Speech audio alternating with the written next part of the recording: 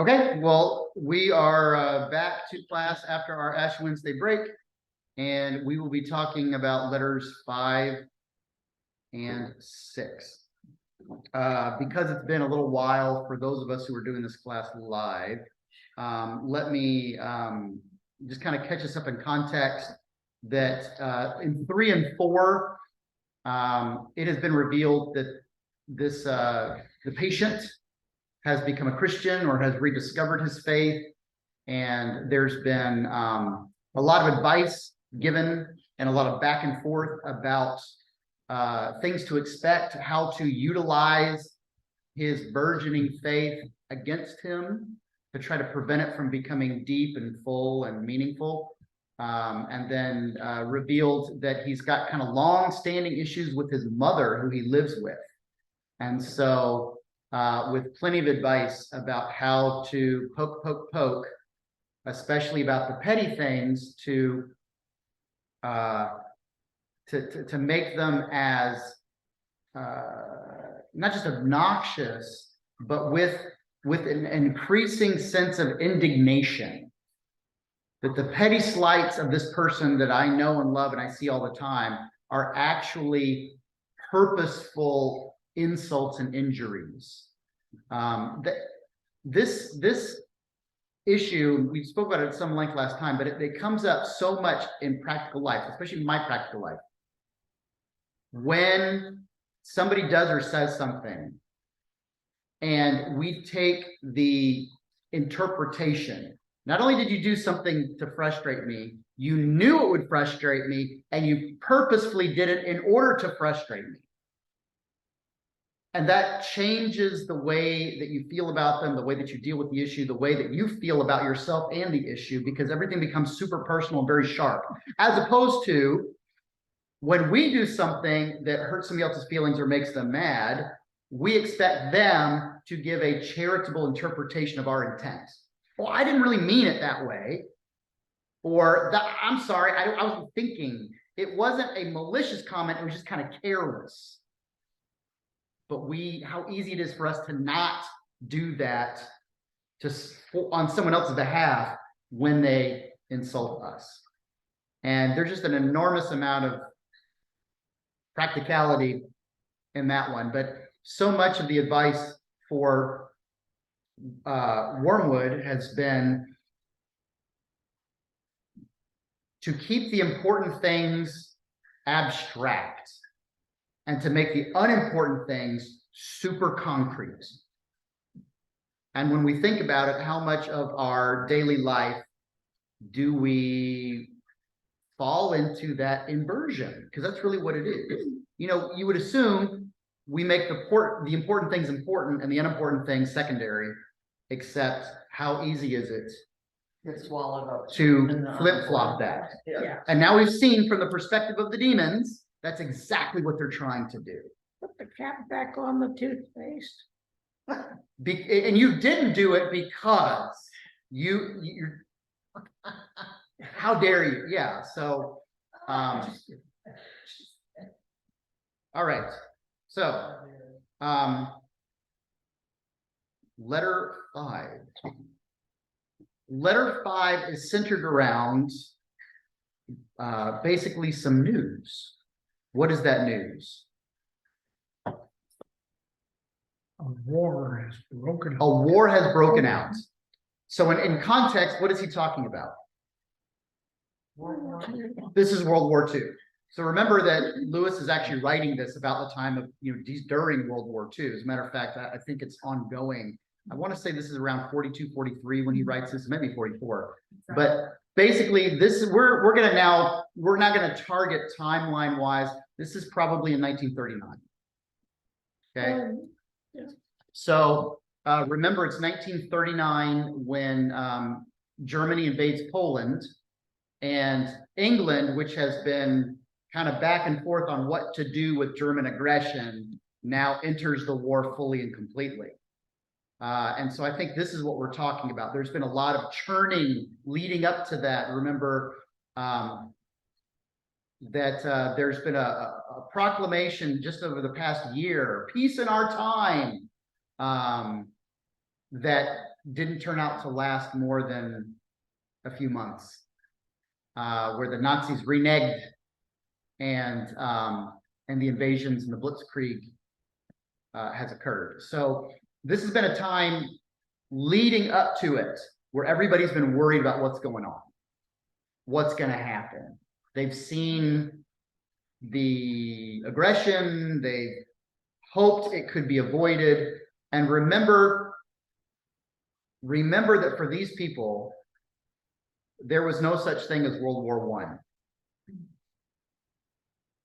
There was the Great War, or the war to end all wars. There was no number attached to it because there had not been a second one yet. And everything was predicated on, we must avoid the global catastrophe of the Great War. And everything that was still relatively fresh in mind, maybe not of the people who were about to serve, but of those people's surrounding families, their parents. You know, an entire English generation was, I don't know, they lost like 25% of them through World War I. C.S. Lewis served in World War I. He and Tolkien both were wounded in World War I. They experienced trench warfare firsthand in World War I. So all of this has been in the atmosphere for this guy, and now it's finally happened. This is one of those moments where you can kind of look back in archives and you can see newspaper headlines. I remember, I want to say it was in the Iraq War, but growing up in Orlando and reading the Sentinel, they had actually done like a front page when Desert Shield turned into Desert Storm, and it was just like, it just said war. And there was a notation somewhere about they had actually created that font size that they had never used before for that headline. It was enormous because that was so significant and important. The only way that they thought they could do justice about the news was to make the headline so special, so uniquely obvious. So whenever we're dealing with some kind of enormous historical calamity, especially something that's got to lead up to it, imagine for a moment the worry and anxiety that leads up to it, and then the moment when it actually happens. And I think keeping that in mind is why it's very sensible for Wormwood's report, again, which we don't have. Wormwood gives a report to Screwtape, and what is his take on what's going on? What is Wormwood's take on what's happening? Because remember, Screwtape, what we're reading is Screwtape's response to Wormwood's letter that we don't see. Wormwood reports that there's a war, and what does he think about it?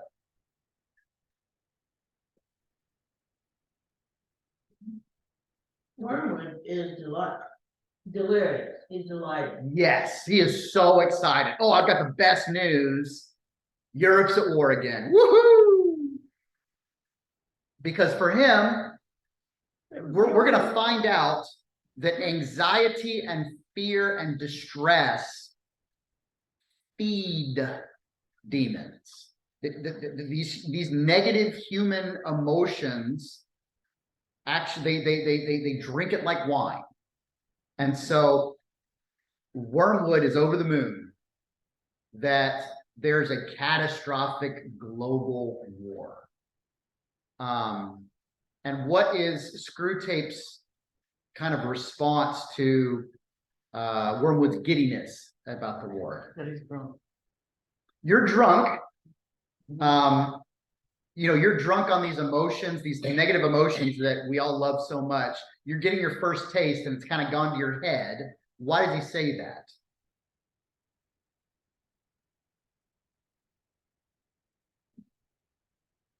Well, he knows what war is. And So Screwtape has been doing this for a long time, and he's seen plenty of human wars. Certainly the Great War, he was presumably a part of that and was, tempting humans at that time or whatever. And so what is Screwtape's take on war?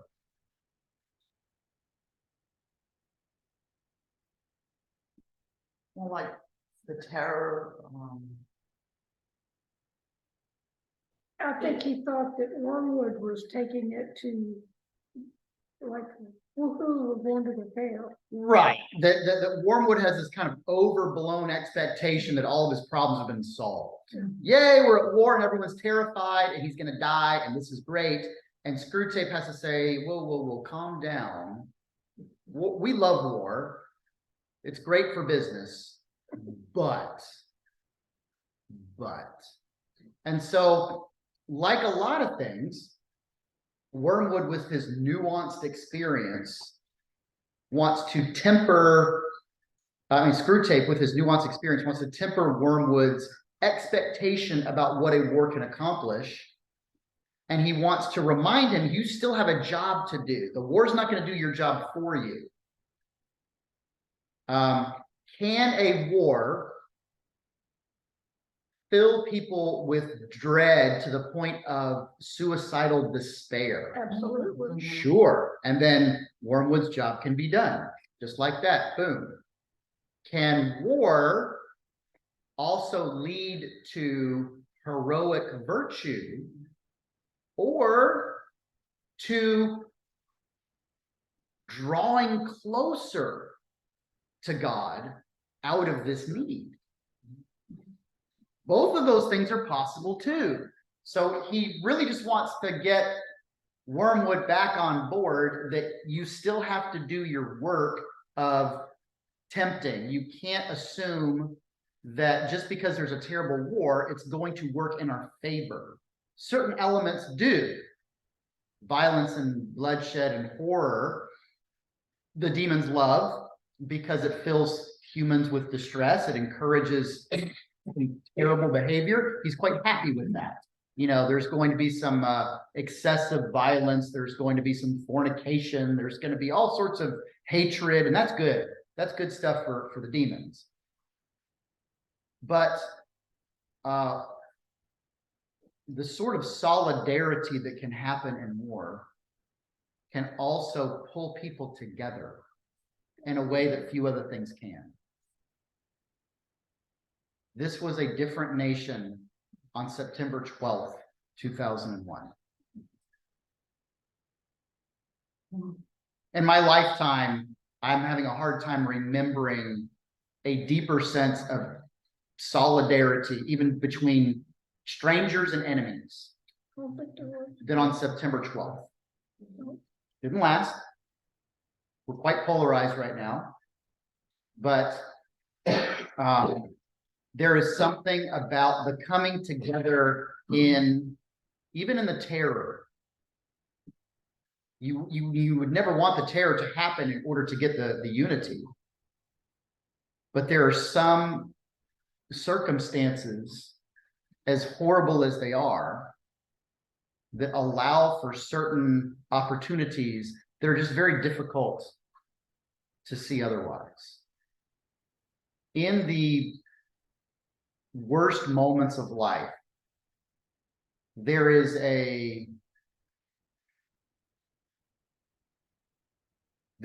clarity that can happen where you reprioritize almost instantly about what's really important.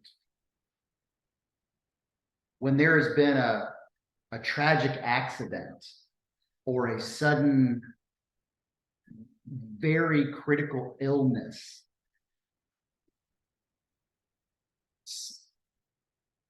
all the things that you would normally prioritize in a day, or you would just say, this is what's important to me, it all kind of falls away. And you're like, I just want them to be okay. Like, whatever, anything, I just want them to be okay.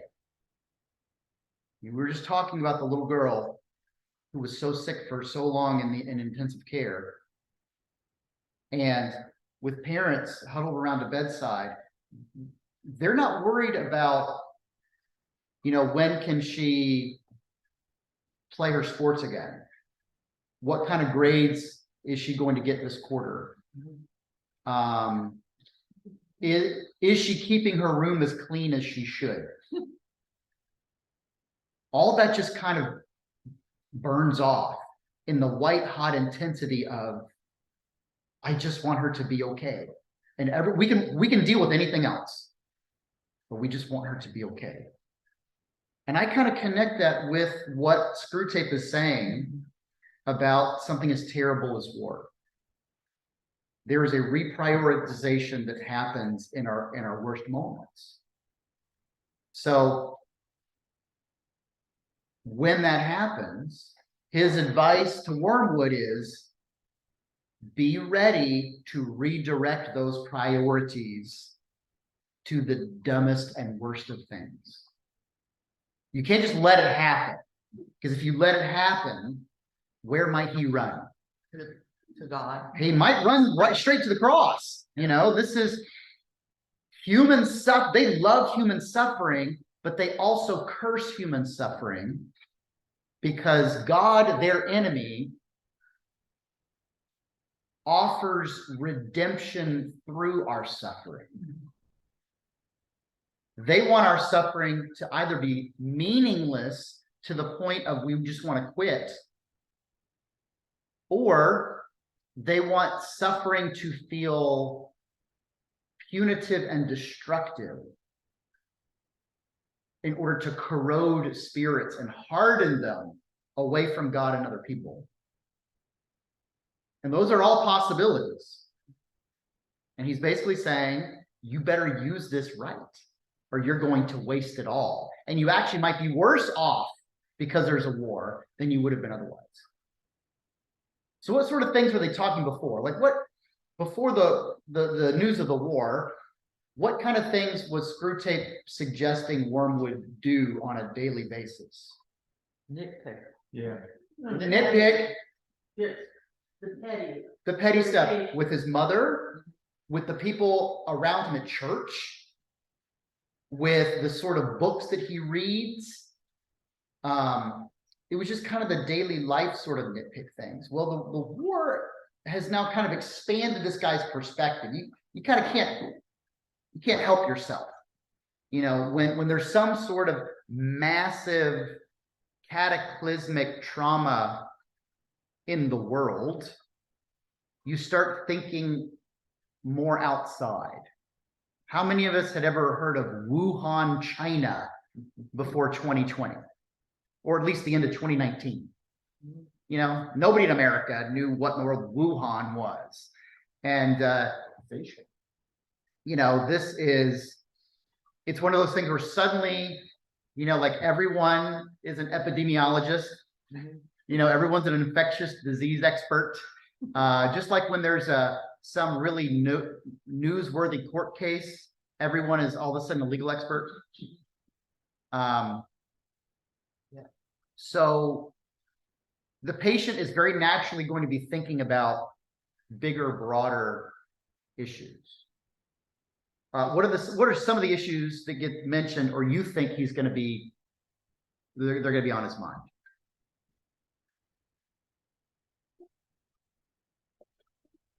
They're going to be exhilarated. The guy's going to be exhilarated. Yeah, the guys that are in Wormwood's circle. Okay. They're going to be excited. The war. Yeah. Oh, so yeah, Wormwood's like kind of colleagues. Yeah. But the patient, the guy, what sort of things will he be thinking of doing? Screwtape says these are a few things that are going to be on his mind, but we can say those and we can add to them. Like, what do you think the patient himself, now that war has broken out? Fear. Fear about what? If it's gonna come. Okay, he might get drafted. He's apparently kind of in a nebulous range. My guess, he's a little older. He's maybe in his, didn't we think before he was probably like in his mid-20s?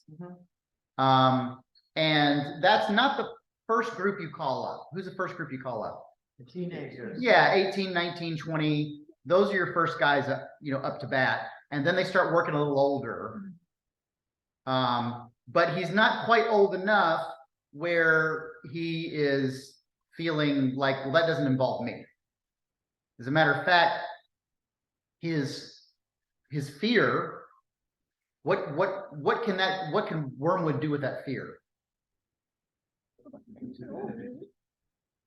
He wants to like fan it like a Embellish it. flame. Yeah. Like you keep him worried about it, but this is kind of an interesting point. Vague anxiety is more helpful for Wormwood's causes than fear about a specific issue. It's the vague fear, it's the general anxiety. Why would that be so useful for Wormwood? Because you can tap into all sorts of things to make that vagueness Right? real. I mean, to him. And the thing is that adjectives. that's right, and it never is real, because when it's just when it's that vague, it's not actually about anything in particular, and there's nothing you can do about it. There's nothing you can do to find a resolution. Like, you can't find out, is my age getting called up or not, yes or no, and get a definitive answer. I mean, that you could actually maybe figure out, but if it's just like this vague sense of if it's going to be me or not, all that does is just fill you with dread, but that dread has no way to get resolved. The more vague it is, the harder it is to do anything with. What if it comes closer to us? This was a real, and I mean, not quite in the beginning, Small. but this becomes a real issue very early on when the Germans push through France as fast as they do. What separated the Germans from England, but about this much of English Channel? Yep. Not only were the British people in fear of that, and they were preparing for that. Remember this? They found all those signs about keep calm and carry on in these underground bunkers. Those were produced for when the Germans occupied England, and it was to encourage subversive activity of a conquered people. Hitler had plans, Operation Sea Lion, to invade the United Kingdom. So these were very real threats, but it was still very vague because it's stuff out there. What else? Well, I think one thing to note is like how we have it all in our face today, but in those days it was the newspaper, maybe the reels if you went to the movies that showed what was going on. Okay. But you don't get that day to day. You had a daily, meaning it's already old, report from a newspaper, which was controlled by the government to whatever degree. You had radio broadcasts that you can't see, and there was really very little sense of timely news. We have something happen, we can get an alert on our phone like instantly. Yep.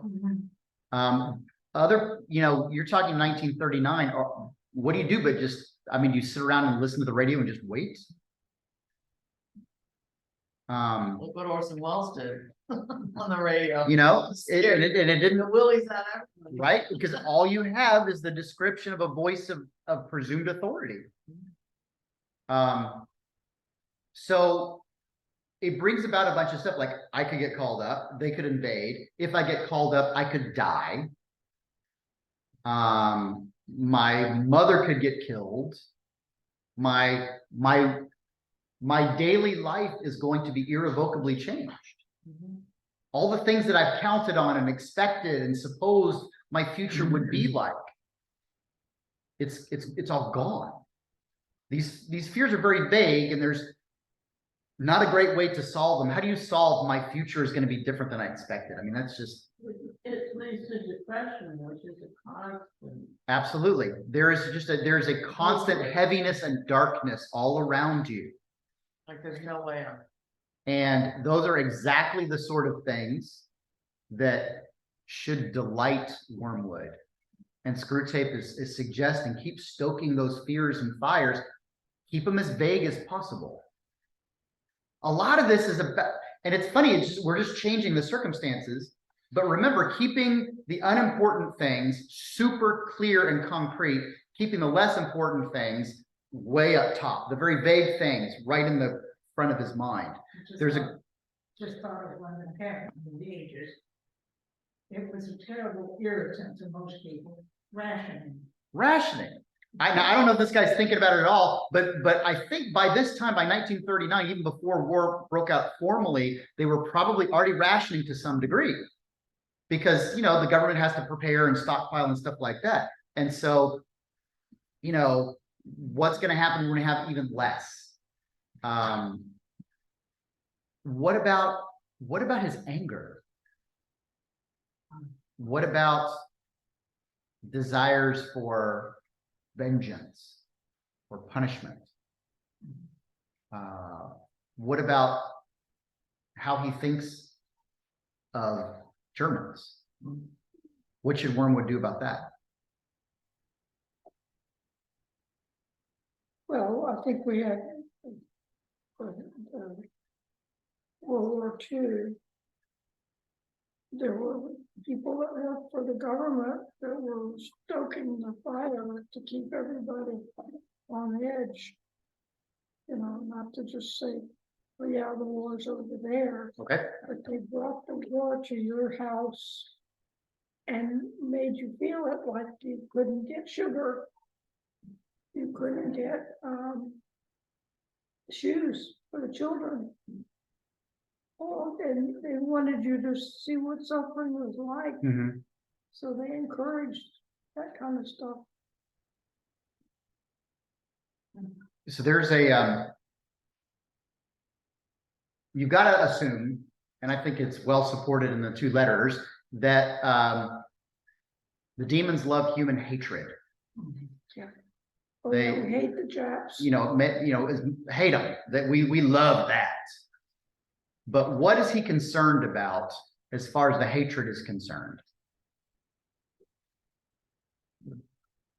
He basically cautions Wormwood about the hatred. It needs to be kind of cultivated in a certain way.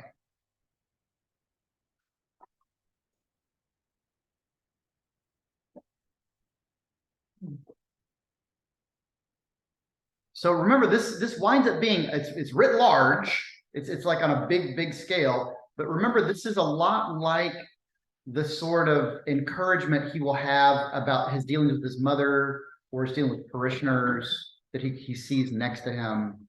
That you keep the good, benevolent feelings applied to vague people who don't really exist. You keep your harshest criticisms for the people right in front of you that you see with your own two eyes. Like that's what the demons want. So the hatred is going to be very, very similar to that. It's going to be very easy for the guy to hate Germans, those darn Germans, kill them all. But it's not that useful, he says, unless that hatred can be applied to specific people. The corollary, and this is something that gets talked about on a few occasions, by the whole vague versus specific. There is kind of an aphorism about the person who loves humanity, just doesn't like people. If you've ever met somebody like that, they'll gush about how their heart is so full of love for humanity, but they're actually super unpleasant. And they're very cantankerous, or they don't get along with real people. The demons love us keeping people as an abstraction, because that has no real demands on us, on our heart, on our minds, on our will, and on our virtue. The stuff that does is how we actually act in our lives and deal with the people who are around us. So he gives a great example of his annoyance with the English. Screwtape is annoyed with the English because they have that characteristic of saying torture is too good for the Germans, but the first time a downed pilot winds up in their farmhouse, they give him cigarettes and tea. You know,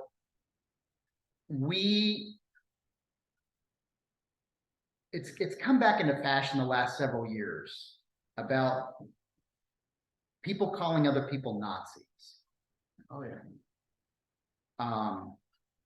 Because that is like, it's a shorthand way of saying the worst of the worst. You're a bad guy in the worst possible ways.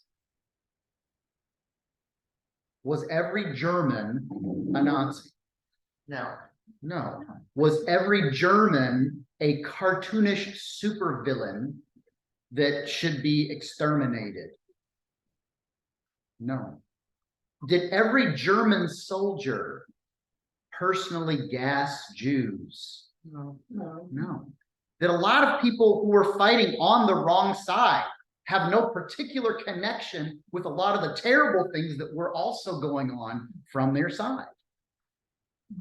Well, if you want to call us the good guys, which I think we ought to, were there any people on the good guy side who did terrible and unnecessarily evil things? Sure. Yeah. So, Yeah, they took orders. you know, it's not that useful for the patient, for humans, to be angry at the vagueness of the enemy. It's not awful, but it's not super useful to the demons. What's more useful is to get that hatred applied face to face. You look like a German. Just like the love, they don't want it applied face to face. They want the love applied abstractly to something, a person who doesn't really exist. You know, oh, my heart bleeds for the poor people of that country I've never seen before except on TV. But don't talk to me about my next door neighbor because I want to punch him in the face. And again, just how easy it is to do these things. How easy it is to listen to the wormwood whispers, to make our love abstract to people who don't really exist, but our hatred very concrete to the people that we see face to face every day. When we do that, the demons are happy to no end. So Can we talk about its comparison to how much better for us if all humans died in costly nursing homes and amid doctors who lie, nurses who lie, friends who lie? yes, We train them, promise life of the dying, encourage the belief that sickness excuses every indulgence. And even if our workers know their job, withholding all suggestion of a priest, lest it should be betrayed to the sick man his true condition. yes. Wow, that hit me. You know, the aphorism that there are no atheists in foxholes. Yeah, When you are in the desperately dangerous situation where you know it is absolutely critical, that connection or desire to turn to God just seems so ingrained, so natural. But what happens even if your condition is terminal, everyone around you is always saying, don't worry, don't worry, don't worry.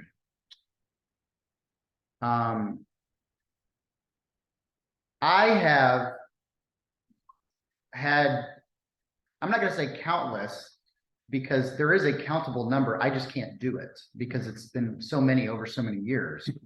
Conversations with families about hospice. Yeah, that's a tough. Hospice does excellent work. A good hospice organization basically takes over all the medical care and cares for that patient medically. It just changes the goal of the care. The goal of the care changes from active treatment to cure a disease to treatment intended to give the best life possible under the changing circumstances. I have had people on hospice for months. I've had people on hospice for months go off hospice and then go back on it again later. Mm-hmm. And a lot of, I'm not going to say every single hospice organization and every single hospice circumstance that I've been a part of has been universally good. There have been some problems along the way, but by and large, the vast majority of them have been such a relief to the family and such a benefit to the dying. I don't think I have ever heard a single family say, we should have waited to call hospice. I have heard multiple families say, why did we wait so long? Mhm. And I'll tell you why they waited so long. They lived in denial. A special kind of denial that says, if I mention it, I am going to curse that person to die. I'm going to scare them to death, or I am going to discourage them so they give up and die. Because if we say someone's dying, we are actively harming them. We're doing something negative to them. We're causing it to happen. And there are people who, in the dying process, could have been so much more comfortable and could have spent so much better time with family, sometimes weeks or even months, if their care had changed. But instead, because, you know, nobody wants to say that sort of stuff out loud. Yeah, that happened to me with my mother. I'm the one who called hospice. My whole family turned on me, except for my husband.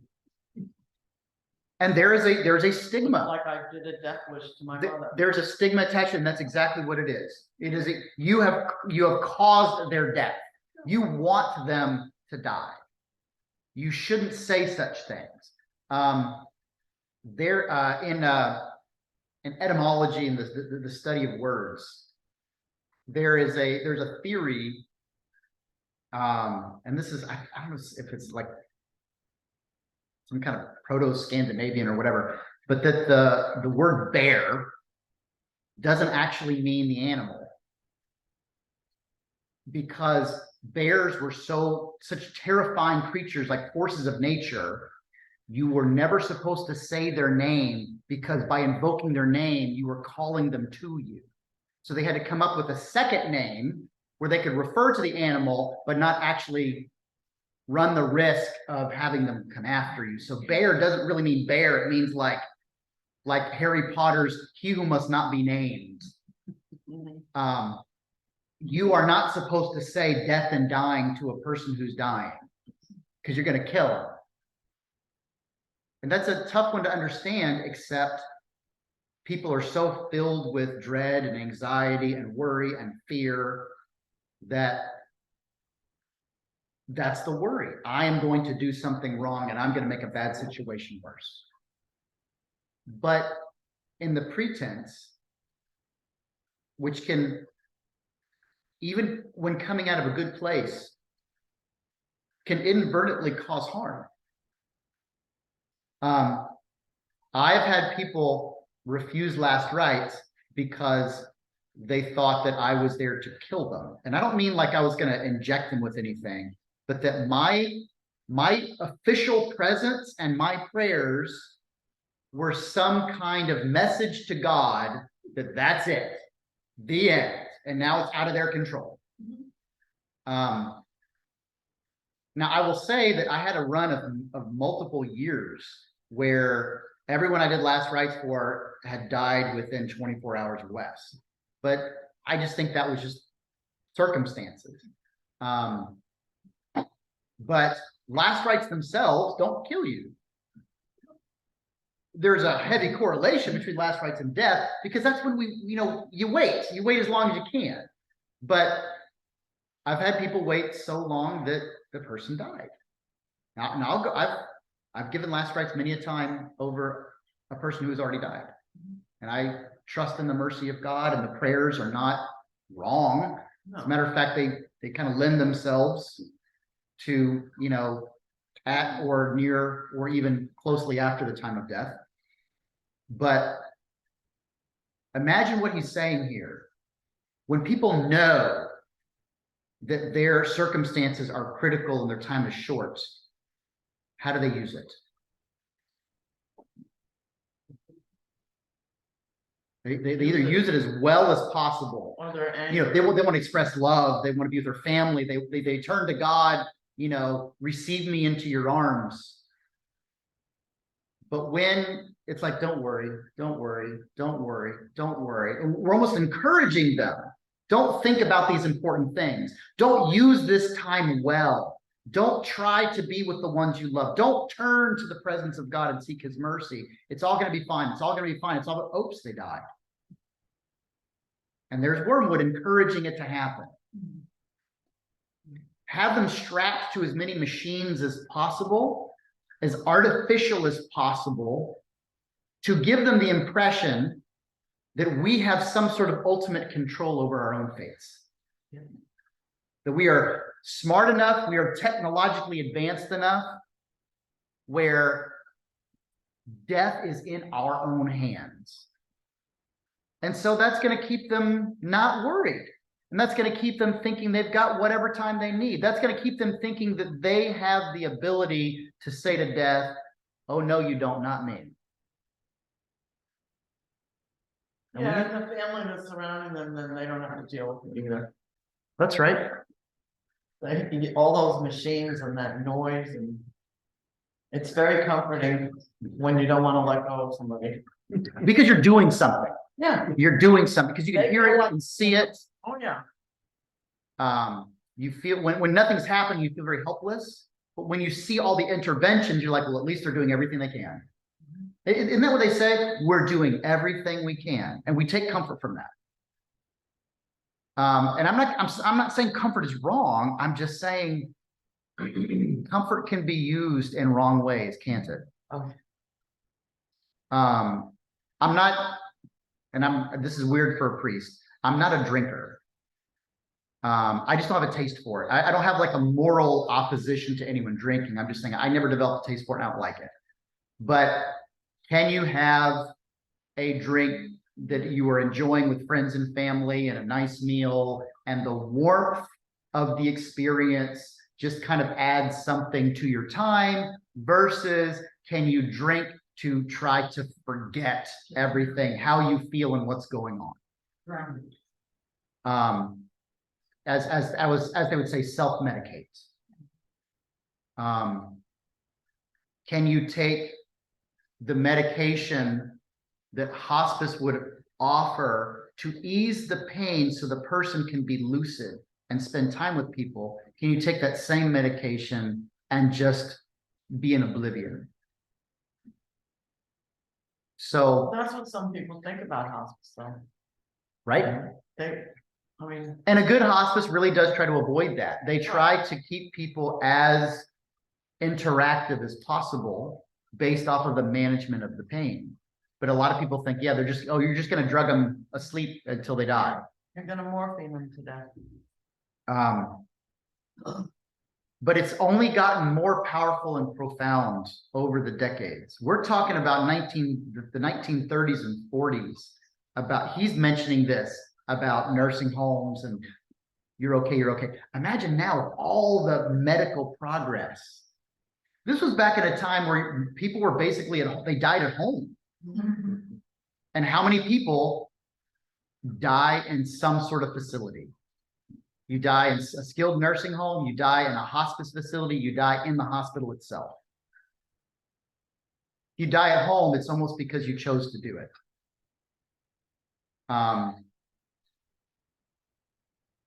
We've only pushed death further away from us as a society and culture over the past several decades. Oh, definitely. Because we can. That's why we have funeral homes. Right? I mean, in Italy, all of the uncles that passed away, my father, they were all laid out in the home. Right.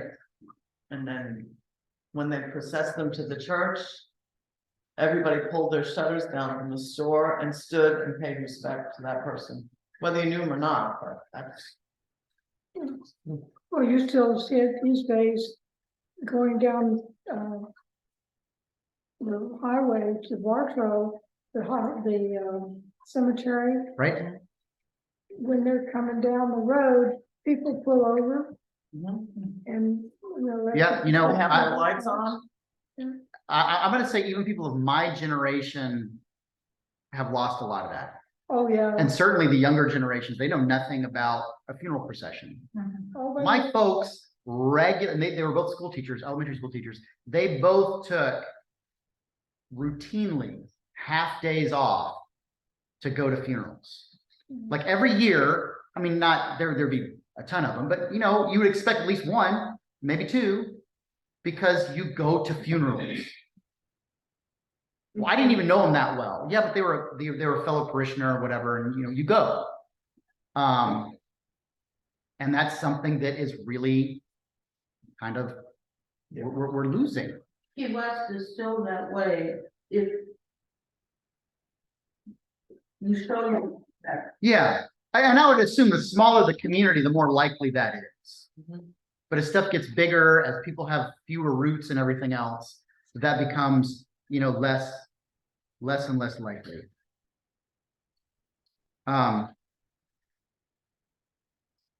right, so moving into 6, we've actually kind of gone back and forth. The broader themes sort of blend a lot in these two letters. I've got a highlighted portion that I want to point out. This is about halfway through letter 6. Let an insult or a woman's body so fix his attention outward that he does not reflect, I am now entering into the state called anger or the state called lust.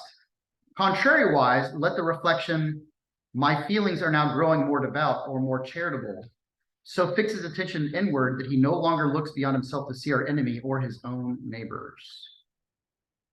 So we're back to that, like make the vague things concrete and the concrete things vague, make the important things abstract and the unimportant things concrete. So you want him to not be thinking about himself and his own feelings when the negative things happen. Don't let him be self-reflective when something negative happens. He gets a flash of anger or a ooh, baby, look at her. Like, don't let him think critically about that. Make him assume that is his natural state of affairs, and this is something that just like, it's obviously super important, and there's nothing I can do about it, and this is reality. As opposed to, oh, I am having a moment of temptation, or I'm having a moment where I'm kind of changing my perspective. Because when you become self-reflective in the negative things, you're able to see how temporary they are. You're able to see that there's something that can be done about them, or at the very least, they just don't last forever. Oh, I can't help myself. There's nothing I can do about it, or that's just the way I am. That feels very helpless. And it encourages the bad behavior to keep continuing. Because if there's nothing you can do about it, well, you might as well just let it keep happening.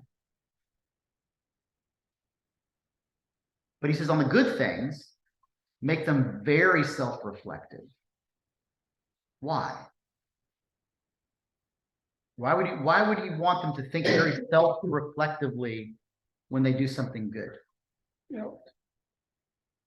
I would say not so much guilt. Not guilt about doing a good thing. Make them ruin the good thing by becoming self-satisfied and self-centered. I am so dang humble. Yeah. So when they start doing good things, make them super self-reflective so they can become very happy with how good they're becoming, because then they're going to lose the benefit of the good. Mhm. You do not want them allowing the good to feel like a permanent part of their nature. Because when that happens, the good just keeps coming. That's when the virtue isn't just quietly inside, but it is expressed in their actions and in their behavior on a daily basis. Remember, the virtues need to be very abstract when they're good. That's what the demons want. The demons want our love and affection to be super abstract. I love humanity. You don't want loving, virtuous actions to be portrayed towards his neighbors and friends. And again, how easy is that to be? When we do something good, we think about it. How many times have we done the right thing, and then when it was not noticed, acknowledged, or appreciated, we get mad about it? Get your feelings hurt, or talk about it and bring it. How much benefit do you think you get out of that?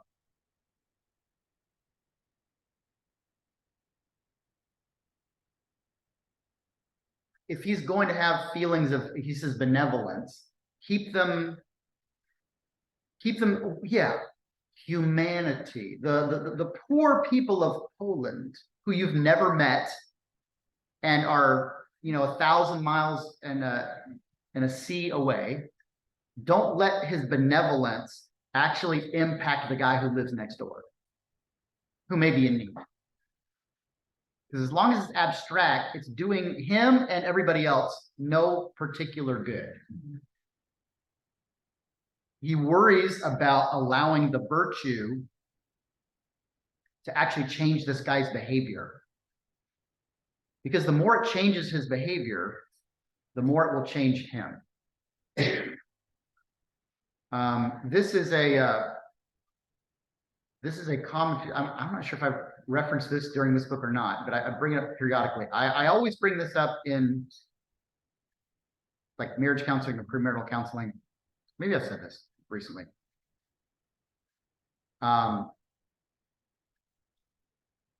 Act in a loving way towards someone.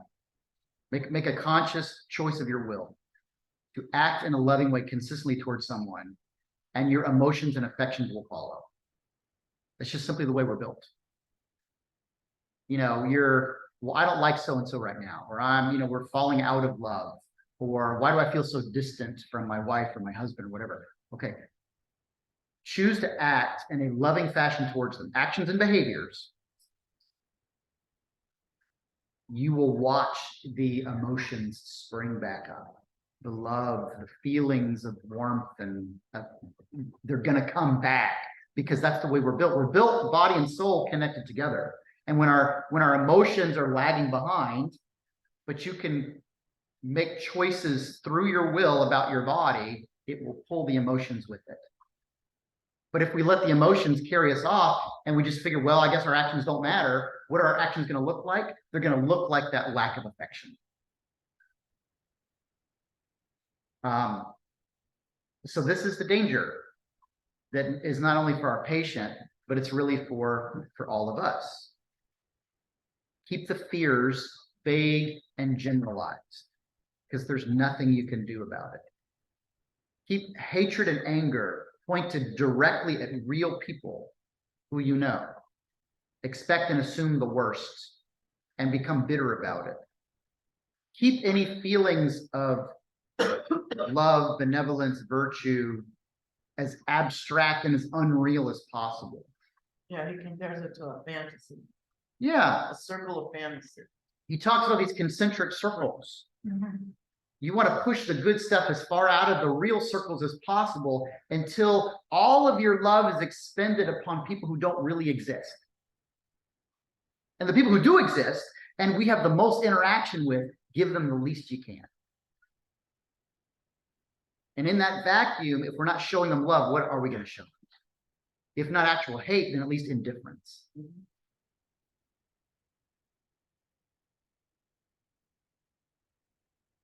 All right, what else?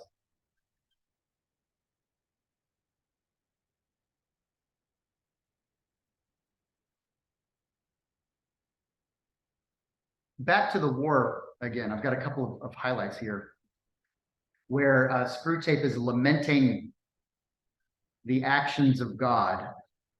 He says, he often makes prizes of humans who have given their lives for causes.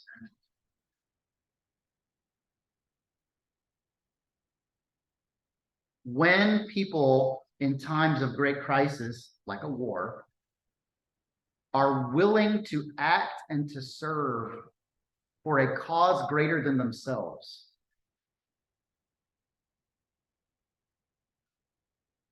aren't they closer to God than they were before, intentionally or not?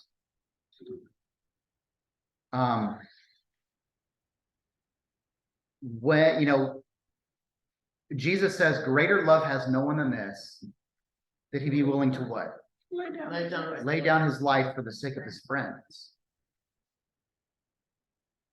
And, if you talk to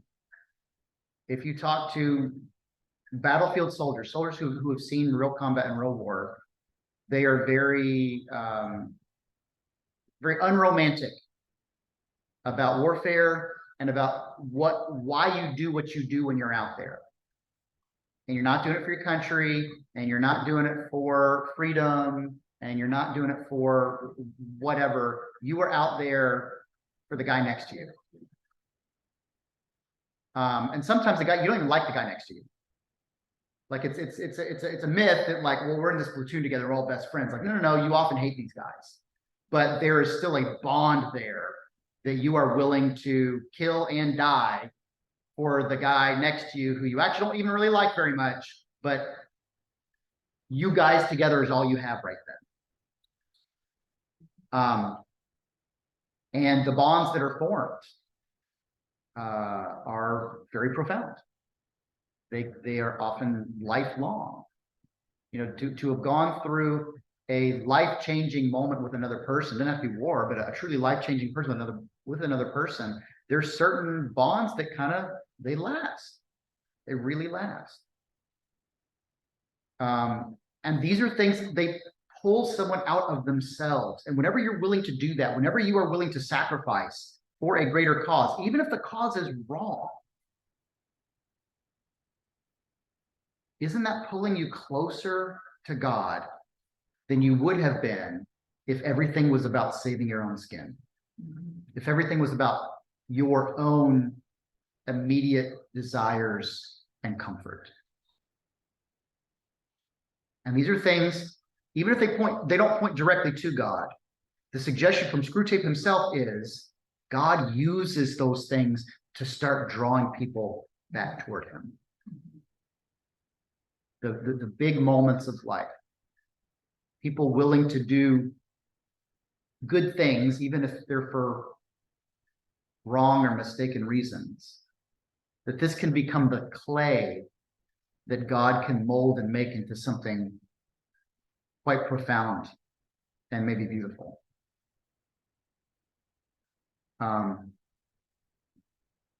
Did any German soldier fighting for the Nazi regime ever show heroic virtue? Absolutely. Absolutely. Were they fighting for the wrong cause? Absolutely. But guys in a trench or a foxhole next to each other, doing their very best to survive and protect one another, that there's a love beyond self that can happen even when the initial reasons are bad or wrong. And this is what this sort of thing that Screwtape is warning Wormwood about. Yes, war can bring out the absolute worst in humanity and do what you can to stoke that, but you better be careful because the worst circumstances can also bring out the very best. And you don't know what God can do with that. Anything else? Okay, so that was 5 and 6, 7 and 8. Next time? All right, see you then. Thank you.